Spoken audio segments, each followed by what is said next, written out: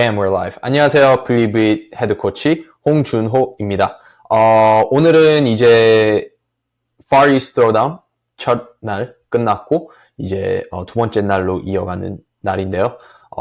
팟캐스팅을 제가 좀 더 일찍 출시를 했으면 좋겠는데 그 생각보다 시간이 없네요. 왜냐면은 그 모든 이벤트들을 제가 또 이제 리액션 식으로 만들어서 또 동영상을 업로드 할 거거든요. 그래서 그렇게 하면서 좀 시간이 오래 걸렸지만 그래도 오늘 토요일에 최대한 출시하도록 노력하겠습니다. 일단 기본적으로 모든 와드에 대한 제가 소감을 말씀해 드리고 싶은데 일단 이벤트 1 보셨다시피 좀 긴 와드죠. 그래서 5 rounds for time 800m 런하고 클적 185, 125 이렇게 들어가는데 이제 빌리빗 선수분들 김승종 선수, 노중환 선수, 김정인 선수 그리고 양코기 선수 이렇게 4명이 지금 출전을 하고 있는데요. 생각보다 네, 그 대회가 네, 많이 경쟁적으로 이루어졌던 것 같아요. 근데 최대한 페이스를 잡고 잘 마무리한 것 같고, 그리고 김승종 선수님은 뭐 당연히 네, 안타깝게도 부상 때문에 그렇게 잘 마무리는 못했지만 지금 그래도 이벤트 2 계속 진행할 거라고 해서 좀 네, 그래도 어느 정도 기대를 계속 하시는 게 좋을 것 같습니다. 그래서 이벤트 1은 그렇게 좀 긴 네, 도메인으로 된 와드고 두 번째 와드는 이제 클래식한 크로스핏 와드죠. 그래서 카스트로식 와드라고 볼 수 있고 2016년도, 2015년도에 더 가까운 그런 와드 대회 형식으로 나온 것 같습니다. 그래서 이벤트 2는 진짜 딱 클래식한 누가 크로스핏을 가장 잘하느냐를 테스트하는 그런 와드인 것 같습니다. 그리고 세 번째 와드는 윗몸 근지구력 제가 그 인스타로도 많이 좀 중요하다고 말씀을 드렸는데 네, 아무래도 이번 연도도 많이 중요한 것 중에 하나인 것 같습니다. 그래서 legless rope climb 네, 전완근 많이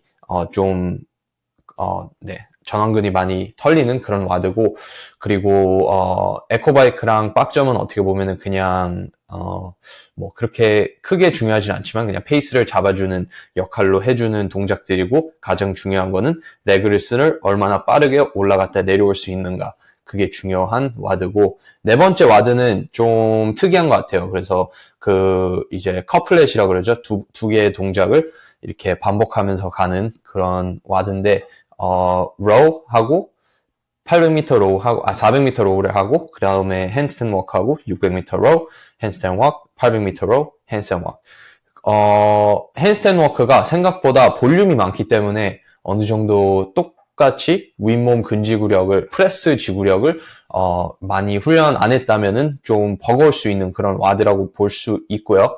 그리고 로잉도 어떻게 보면은 페이스를 잘 잡아야 되는 그런 부분인 것 같습니다. 제가 미국에서 이제 세미파이널 준비하는 선수들을 보면서 남성 선수들의 페이스를 보는데 좀 많이 놀랐습니다. 왜냐면은 1분 45초 500m 페이스 기준으로 1분 45초에서 1분 40초를 그래도 그거를 계속 이어가더라고요. 왜냐면은 핸드스탠드 워크는 어차피 25피트 가고 24피트를 가고 돌아서서 바로 24피트를 하면서 회복을 할 수 있는 능력이 있는 선수들은 어떻게 보면 로잉이 가장 중요하기 때문에 그렇게 된 것 같습니다. 그리고 다섯 번째 와드는 좀 많이 기대가 되는 그런 와드죠. 스네치 라더 이제 2016년에서도 봤었고 2021년 웨스트코스트 클래식에서도 봤던 네, 어떻게 보면 고중량 테스트 와드인데 어느 정도 그래도 매트콘에 대한 심폐지구력도 있어야 되는 와드라서 그래서 더욱더 확실한 테스트인 것 같습니다. 그래서 네, 185에서 시작을 하고 그 다음에 점점 개수는 낮아지지만 무게는 올라가는 그런 와드인데 265를 솔직히 칠 수 있는 선수들은 아시아에는 많이 없죠.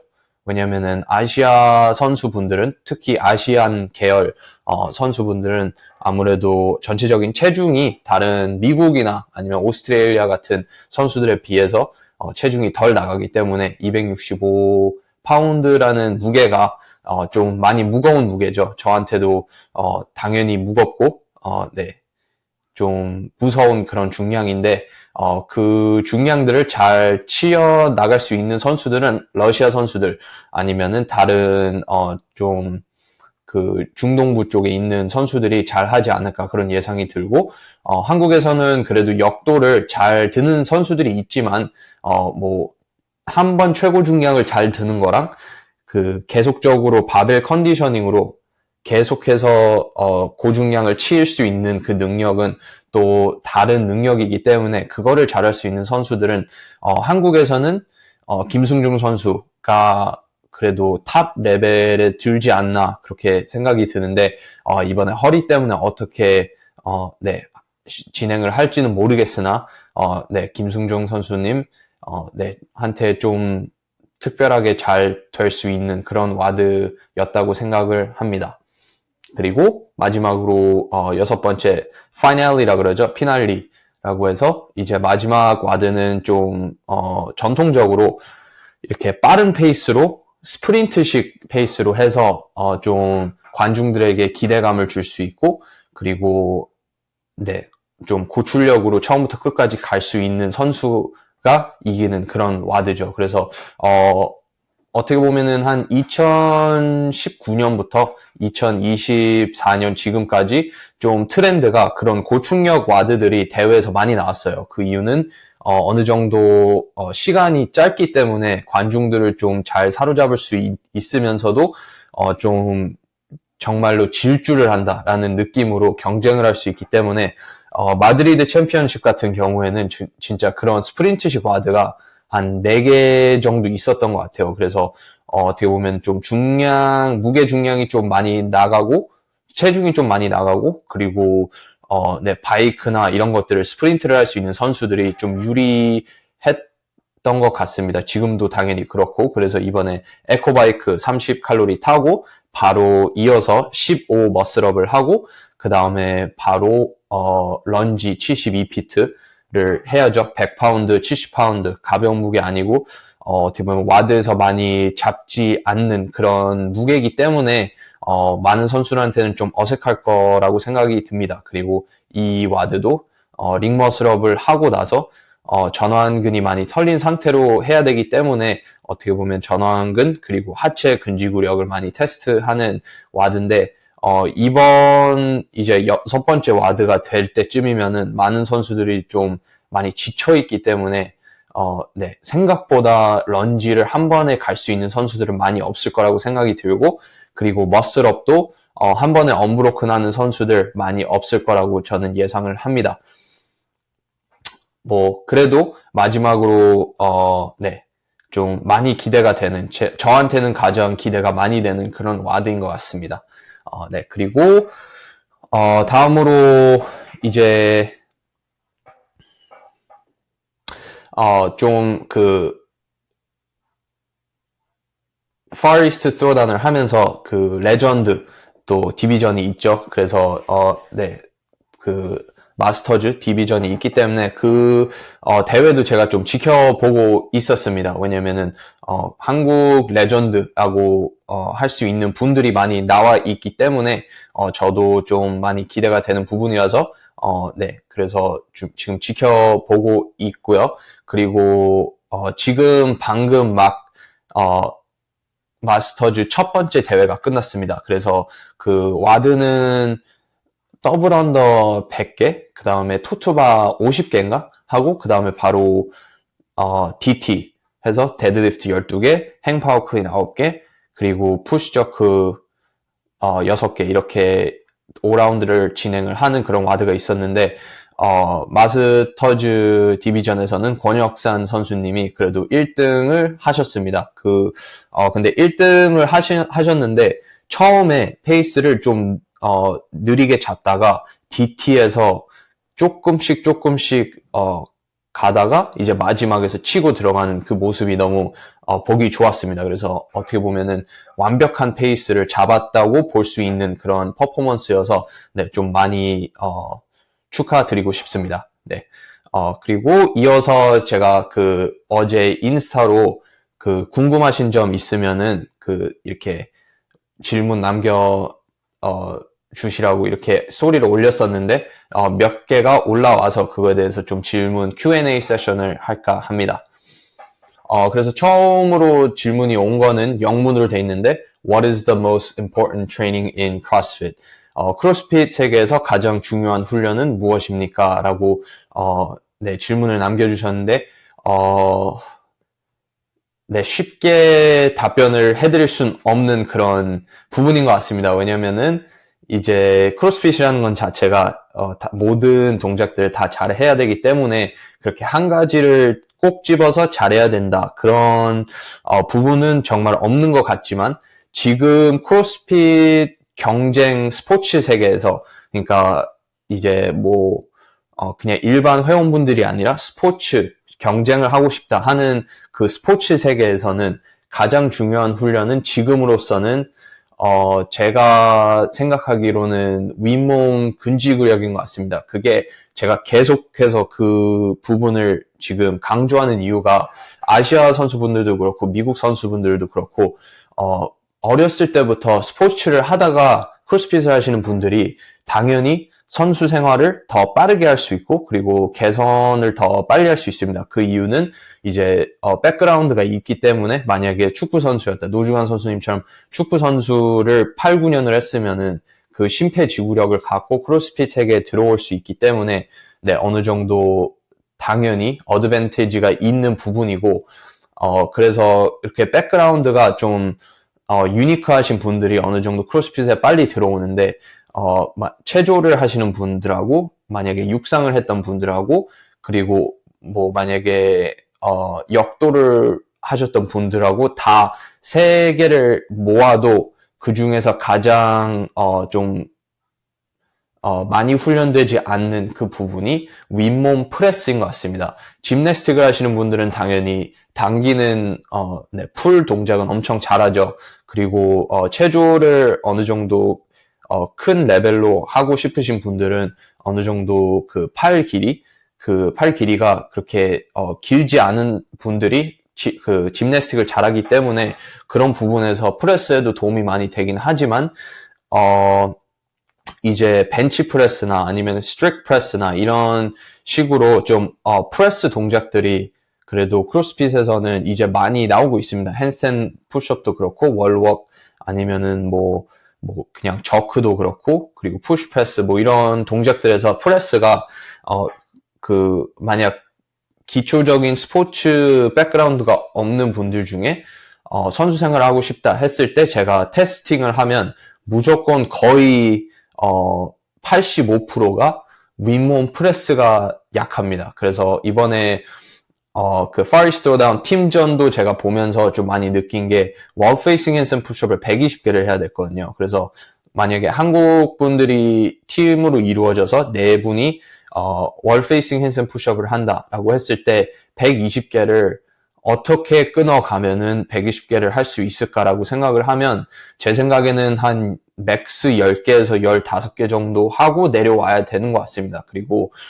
안타깝지만 많은 여성 선수분들이 이제 그 부분에서 좀 많이 힘들어 하셨던 것 같아요. 그래서 뭐 만약에 네 분 중에서 한 분이라도 만약에 프레스가 10개 이하다 그러면은 그게 좀 팀에 큰 지장이 갈 수밖에 없는 부분이고 그리고 그보다 뭐 2명 이상이 프레스에 약하다. 그래서 월 페이싱 핸드stand 푸시업에서 5개나 6개씩밖에 끊어가지 못하면은 그 부분에서 너무 시간이 오래 걸리기 때문에 좀 이벤트에 많은 지장을 받았던 것 같아요. 그래서 그런 면에서 네, 좀 돌려 말한 것 같지만 어느 정도 제 생각에는 윗몸 프레스 지금 스포츠에서는 윗몸 프레스가 가장 그래도 어느 정도 개선이 되면은 스포츠에서 좀 많은 진도가 나갈 수 있지 않을까 생각이 듭니다. 다음 질문은 운동량에 대해서 궁금합니다. 제가 운동량에 대해서 포스트를 한번 한 적이 있었는데요. 생각보다 만약에 세미파이널이다 아니면 게임즈를 가고 싶다라는 선수분들 김승종 선수님, 노중환 선수님 아니면은 저 같은 경우에는 네, 운동량이 뭐 당연히 작진 않죠. 하루에 4시간에서 5시간 이상이 걸리는 거는 맞습니다. 그 대신 그 훈련을 봤을 때 4-5시간 동안 매트콘을 계속하면은 당연히 안 되겠죠. 부상 위험도 크고. 그래서 이제 하이 레벨 선수분들의 프로그래밍을 하면서 가장 중요한 거는 얼만큼 운동량과 강도를 올리면서 부상률이랑 같이 밸런스를 할 수 있을까. 그게 어떻게 보면 가장 중요하죠. 그래서 그거를 봤을 때 운동량이 많을수록 좋다. 그건 꼭 아니거든요. 왜냐면은 만약에 운동량만 높고 약점을 보강을 하지 않는다. 그러면은 어떻게 보면은 일은 정말 많이 하는데 그거에 비해서 진도는 그렇게 많이 나가지 못하죠. 그래서 제 생각에는 더 엘리트식 선수들일수록 티아나 아니면은 애들러나 이런 완전 탑 레벨 선수들일수록 오히려 운동량을 강조한다 보다기에는 오히려 그 가장 중요한 오늘의 핵심 와드는 무엇인가, 핵심 운동은 무엇인가, 그거에 대해서 좀 집중적으로 운동하는 그런 트렌드가 있는 것 같아요. 당연히 크로스핏이라는 운동 자체가 약점을 없앨수록 더 잘할 수밖에 없는 그런 스포츠이기 때문에 만약에 하루에 2시간만 운동을 한다 해도 2시간 동안 집중적으로 프레스의 스킬이나 아니면 링머슬업에 집중을 해서 운동을 한다면은 만약에 링머슬업이 가장 약한 선수라고 쳤을 때 만약에 링머슬업을 2시간 동안 집중적으로 훈련하신 분이 어떻게 보면은 로잉 막 40분씩 탄 다음에 그 다음에 매트콘 또 40분어치 하고 스트렝스 4개에서 5개 하고 그렇게 하는 선수보다 어떻게 보면은 진도가 더 빨리 나갈 수 있습니다. 왜냐면은 약점을 정말 꼭 집어서 타겟을 했기 때문에 그런 진도가 더 빠르게 나갈 수 있습니다. 그래서 운동량은 크게 생각해서 뭐 많을수록 더 좋다 보다기에는 내가 정말 못하는 동작들이 무엇인가를 한번 꼭 집어보고 그거를 정말 거의 집중적으로 뭐 하루에 3번, 아니 일주일에 3번씩 넣다든지 그런 식으로 좀 설계적으로 이렇게 프로그래밍을 짜면은 당연히 더 개선을 하실 수 있는 것 같고, 그리고 그거를 만약에 다른 좀 조금 더 경험이 있는 코치 분들에게 맡기고 싶다 그러면은 빌리비 프로그래밍 찾아오시면 되겠습니다. 다음으로 크로스핏 4년차 42살 50살 시즌에 쿼터 200등 안에 들려면 훈련 우선순위 궁금해요. 스트렝스, 유산소. 이것도 어떻게 보면은 어떤 레벨의 선수냐에 따라서 다르죠. 그리고 약점이 무엇인지에 따라서 그 프로그래밍이 우선순위가 어떻게 보일지는 그게 차이가 크게 좀 날 수 있기 때문에 어떻게 하나를 꼭 집어서 말씀을 드릴 수는 없지만 제 생각에는 지금 42살, 4년차 하셨고 50살이면은 8년이라는 시간이 있는 거잖아요.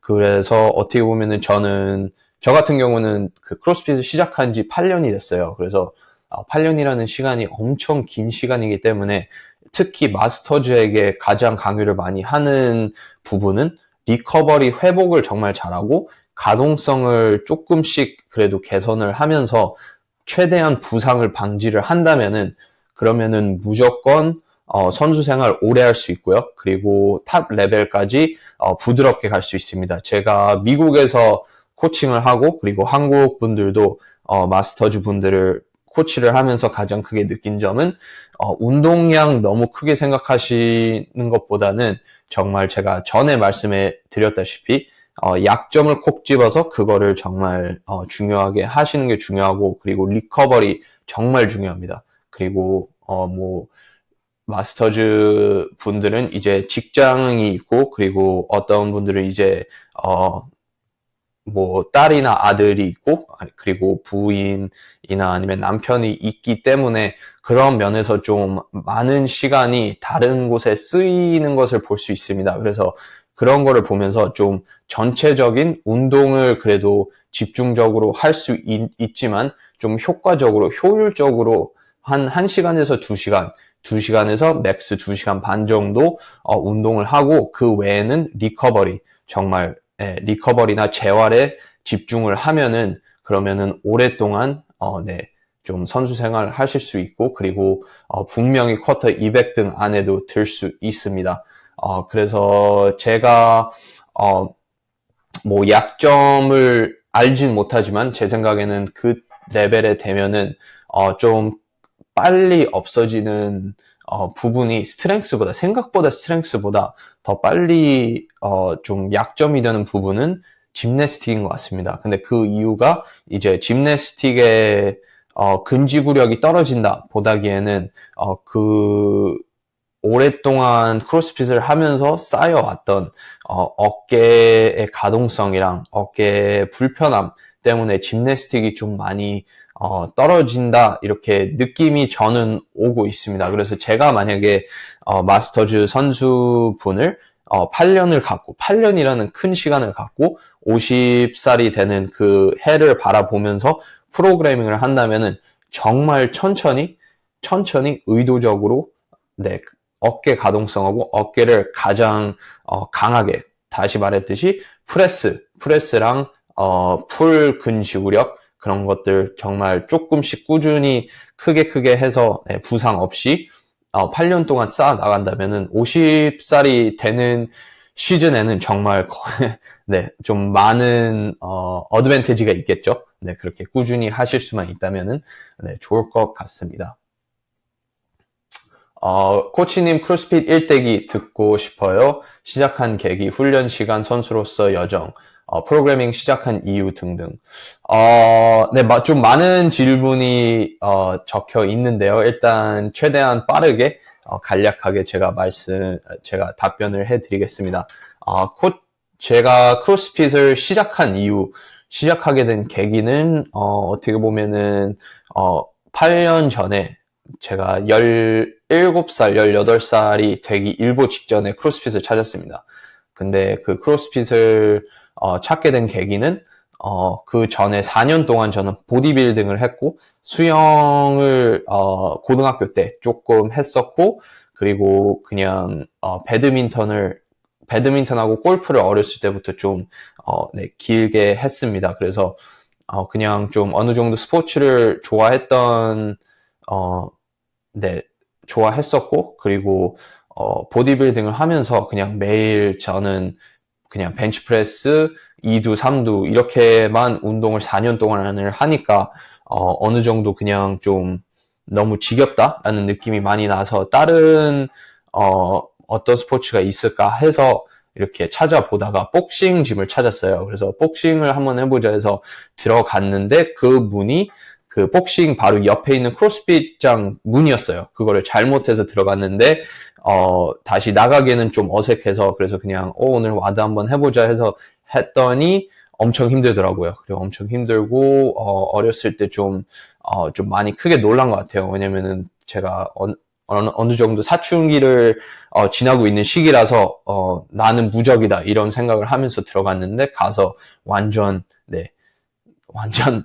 그냥 터져버리니까 이것도 정말 열심히 하면은 좋은 운동이겠다 이렇게 생각을 해서 시작을 하게 됐습니다. 훈련 기간은 지금은 인 시즌이라고 해서 볼륨은 생각보다 낮고 그리고 강도 인텐시티가 좀 높은 시기죠. 그래서 지금 같은 경우에는 어느 정도 와드를 알고 있기 때문에 그 와드에 있는 동작들을 조금씩 디테일한 부분을 이렇게 잡아서 어느 정도 어떻게 하면은 정말 0.1%, 1%를 개선을 할 수 있는지 그거를 정말 지금 매일 이렇게 그렇게 분석을 하면서 보내고 있고 그리고 오프 시즌 가장 중요한 시즌이죠. 인 시즌보다는 오프 시즌이 더 중요합니다.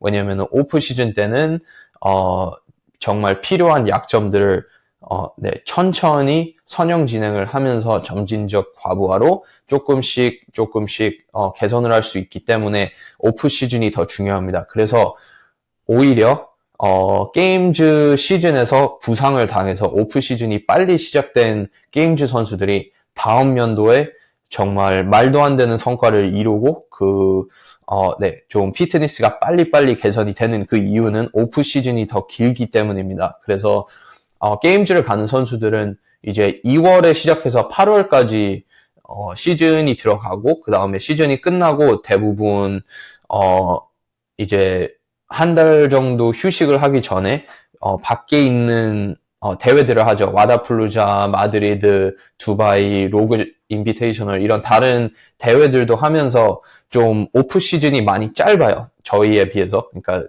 게임즈를 가지 않는 사람들에 비해서. 그래서 어떻게 보면은 오프 시즌도 엄청 중요합니다. 그래서 저는 이제 훈련 기간이라고 말씀하시면은 오프 시즌을 가장 크게 바라보고 있고, 그리고 훈련 기간은 이제 어느 정도 이번 연도 시즌이 끝나고 아시아에 가서 네, 한 달이나 두 달, 한 달 반 정도를 그냥 좀 부상이 있는 곳들을 재활을 하면서 그러면서 네, 그냥 휴식을 하고 그 다음에 오프 시즌 정식으로 들어갈까 합니다.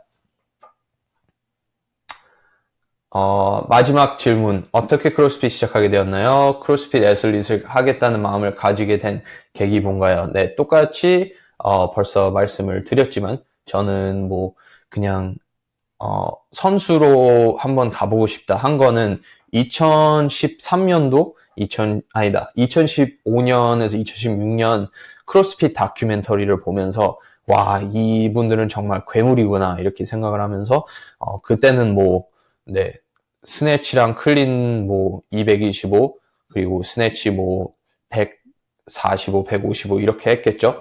그렇게 했을 때 네, 315를 클적을 하고 스네치를 275를 하는 거를 보면서 그거는 정말 불가능 아닌가 이렇게 생각하면서 좀 많이 피해자 마인드셋이라 그러죠. 빅tim 마인드셋이라 그래서 나는 안 돼. 나는 아시안이기 때문에 안 되고 시간이 부족하기 때문에 안 되고 뭐 여러모로 뭐 나는 안 되겠지 이렇게 생각을 하면서 오랫동안 그냥 크로스핏을 한다 하면서 했던 것 같아요. 근데 그러다가 이제 그 우연히 미국에서 대학교를 다니면서 크로스핏 뉴 잉글랜드라는 좀 전설적인 박스를 우연히 가게 됐어요. 왜냐면은 15분밖에 차이가 안 나는 그런 거리에 있어서 거기를 우연히 가게 됐는데 거기에 이제 카트린 데이비드 다르랑 브룩 웰즈랑 맷 프레이저랑 코세거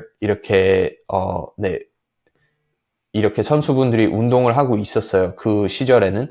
그래서 그거를 보면서 좀 많이 동기부여가 된 것 같아요. 그래서 그걸 보고 와 나도 한번 선수 생활 해보고 싶다 해서 그때 좀 정말 네, 다짐을 하고 시작을 한 것 같은데 근데 그 다짐을 하고도 아무래도 대학생이고 너무 어리다 보니까 많은 것들을 좀 네, 뭐 비효율적으로 좀 배운 것 같아요. 그래서 어느 정도 그 벤 버저런 이제 코치의 어느 정도 네, 어느 정도 지식을 배우고 그리고 그냥 꾸준히 하다가 한 3년 전에 정말 나는 진짜 이거를 풀타임으로 한번 해보자 해서 리커버리랑 뭐 식습관이랑 숙면 시간 이런 것들을 다 정말 자세하게 이렇게 짜놓고 하다 보니까 네 그냥 꾸준히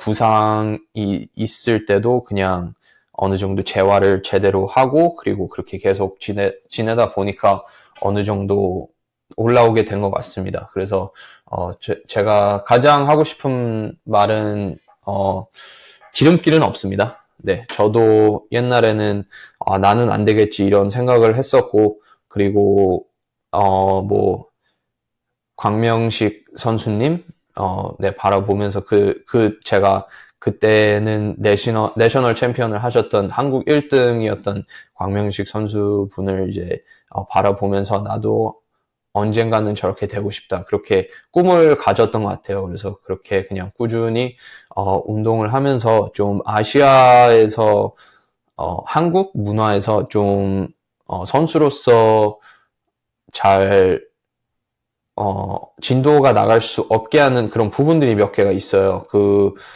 부분들은 이제 찌개류 같은 음식에 좀 단백질이 많이 부족하다는 거는 정말 그 거짓말이 아니고 현실이고, 그리고, 어떻게 보면은 뭐, 그냥 한국 문화 자체가 이제 회식이라는 문화가 있기 때문에 술, 담배 이런 것들도 좀 멀리 피하기 힘든 그런 부분이 있는 것 같아요. 그거는 현실이고 어쩔 수 없는 부분이고, 그리고, 한국 분들은, 한국 문화에서는 그래도 잠을 좀 생각보다 늦게 자는 그런 문화가 있는데, 그런 문화들을 조금씩 변화를 주면서, 네, 그래도 그렇게 꾸준히 일을 이렇게 훈련을 하다 보니까 나중에, 네, 어느 정도, 어, 선수가 되어 있던 것 같습니다. 네, 그래서, 지금 만약 선수 생활을 하고 싶다라고 하시는 분들이 생각보다 많을 수도 있는데, 저는, 네, 무조건 하시라고 말씀을 드리고 싶고, 그 대신, 그게 쉽게 주어지는 게 아니라, 정말 피와 땀과 많은 시간들을, 지내면서 조금씩 개선을 하면은, 그러면은 언젠가는 네, 선수가 되어 있을 겁니다. 그래서 그 여정을, 제가 많이 도와주고 싶어서, 그리고 한국 분들이 어느 정도 크로스핏이라는 그 세계에서 한국 분들이 진짜 아시아에서는 그래도 정말 열정적으로 따라가고 있는 게 크로스핏인 것 같습니다. 왜냐면 중국도 그렇고 일본도 그렇고 저희보다 당연히 큰 나라인데도 불구하고 한국만큼 진짜 크로스핏을 사랑하는 나라는 아시아에서 많이 없는 것 같아요. 그래서 그런 부분들을 보고, 그리고 개인 프로그래밍이라는 컨셉을 한국에서는 많이 접해보지 못한 것 같아서, 그래서 그 부분들을 제가 도와드리고 싶어서 네, 프로그래밍을 시작하게 된 거고, 그리고 지금 한국 분들 김승종, 노중환, 김정윤, 유양우 이런 선수분들을 이제 코칭을 하면서 정말 많이 뿌듯해진 것 같습니다. 왜냐면은 그렇게 계속 하이 레벨 아시아 한국 선수분들이 이제 아시아권을 이렇게 장악을 하는 모습을 저는 너무 보고 싶고, 그게 큰 바람입니다. 그래서 그 여정을 도와드릴 수만 있다면은 정말 그게 이제 꿈을 이루는 그런 네, 동기부여가 아닌가 싶습니다. 네, 지금까지 네, 만약에 그 실행을 끊지 않고 계속 듣고 계셨다면은 정말 진심으로 감사드리고, 한국말 네, 좀 아직 많이 서투른 점 좀 네, 양해 많이 부탁드립니다. 그리고 마지막으로 좀 기대가 많이 되는 그 뉴스 중에 하나가 이제 그 오프 시즌이 시작이 됩니다. 이제 그 세미파이널이 거의 마감이 되고, 그 다음에 게임즈 가는 선수분들은 이제 축하를 정말 진심으로 드리고, 그리고 네, 한국에서 이제 오프 시즌 이 정식으로 시작이 되는데, 그 분들을 위해서 제가 화이팅을 하라고 어느 정도 티셔츠를 하나 만들어서 좀 출시를 했습니다. 엑스포디움하고 이제 콜라보를 해서 출시를 했는데, 네, 디자인을 보면은 앞에 Believe It, 제 브랜드가 있고, 그리고 뒤에는 그 이순신 장군님께서 옛날에 말했던 그 대사가 있습니다. 그 대사는 바로 제가 갑자기 생각이 안 나네요.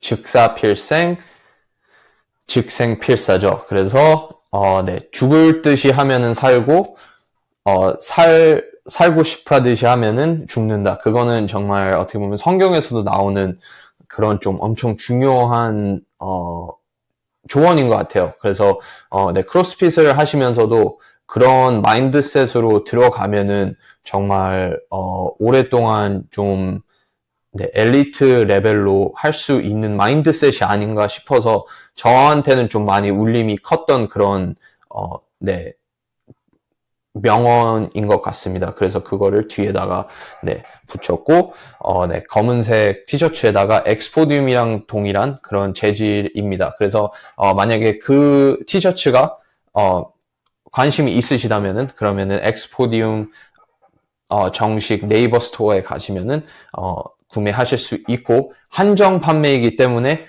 많은 소량이 있진 않습니다. 그래서 네, 빨리빨리 가서 구매해 주시면은 네, 너무 감사할 것 같고, 그리고 지금 만약에 Believe It 애슬리시면서 이 팟캐스트를 만약에 듣고 계신다면은, 네, 정말, 그 빌리빗 프로그래밍에 대해서 어떻게 생각하시는지 정말 그냥, 진실하게 아무런 꾸밈 없이, 댓글에 남겨주시면은 정말 감사하겠습니다. 그러면은, 또 다음 주에 뵙겠습니다. 다음 주에는 이제 세미파이널이 끝나기 때문에 다시, 세미파이널을 마친 빌리브잇 선수분들하고 같이 한번 경험담 그런 거 이렇게 얘기를 나누어 보겠습니다. 그러면은 다음에 또 뵙겠습니다. Thank you everyone and thanks for believing it with me. See you guys later.